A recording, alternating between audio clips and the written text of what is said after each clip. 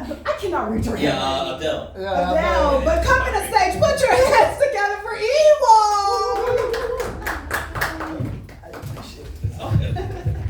Hey, what's up, you guys? Hey, dragons have been around for a long time, right? You got like Dungeons and Dragons, Lord of the Rings and Beowulf and shit. And it's strange, right? Because dragons aren't real, right? But the weirdest part about all this is that Asians, we believe in dragons too, right? Our dragons are like more snake-like and shit, right? Like Dragon Ball Z, right? And fucking, you seen the Chinese Dragon Parade and shit? And even Bruce Lee, his Chinese name was Fei Long, which means little dragon, right? I think we believe in dragons more than you guys do and shit. But that's strange because they're not real. So, I mean, like, how can two different people believe in something that's not even real, right? It's like marriage. Oh, shit. And the scientist who gave the sperm whale its name, he wrote a whole book about him, but nobody can read it because all the pages are stuck together. Why do sailors give the best blowjobs? Because the captain always goes down with the ship. And the more I learn about space, the more I wish I didn't know anything about fucking space, right? I was watching the show and they're saying that if anything happens to Jupiter, we're fucking screwed, right? They're saying that sooner or later, one day, Jupiter will move closer to the sun. And when that happens, well, it's either going to shoot us out into space, or we'll collide with another planet, or we'll be thrown into the motherfucking sun. Right? So I'm watching this show, I'm like, what the fuck? Like, how is this helping my life at all? Like, it's not, right? I can't affect the fucking path of Jupiter and shit. All this is doing is just stressing me out a little more, Fucking just another white hair on my ass and shit. Now I told you guys this, now you have to worry about this, right? You want this, the health of your prostate, or your colon. Well, don't forget Uranus. Now, what was the smartest of all the dinosaurs? The thesaurus. Yeah, in the 60s, Dallas, Texas was like this ultra modern city, when JFK was there, it totally blew his mind.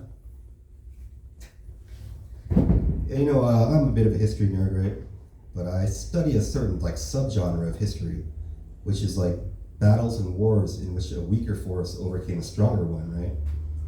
And over the years, I've become kind of an expert on the subject. There's many ways you can do it, right? There's at least 5. Right, one way is if you can surround the enemy, then you got them, Even if there's more of them and they have better weapons, if you can just surround them and push in from all sides, they're gone.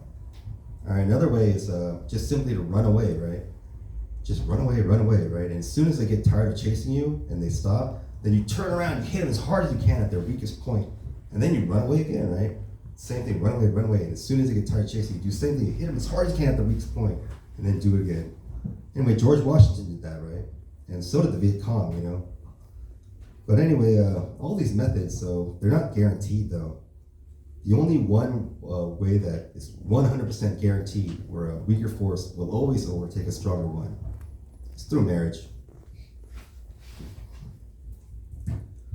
And the national dish of Korea is called kimchi, right?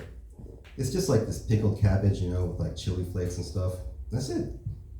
Yeah, you eat that crap for a couple months. Even you'd be like, we're cooking that fucking dog. Yeah, I know how I'd like to die, I would like to die while having sex, That'd be great, right? Like, leave this world with a smile and a heart on and shit. It might be hard closing that casket and shit. Anyway, I want everyone at my funeral to know that I lived life to the fullest and I went out with a bang.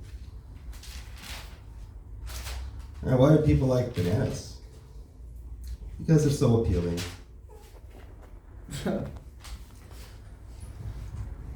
Yeah, when because I was in the army, right? And I did have whatever.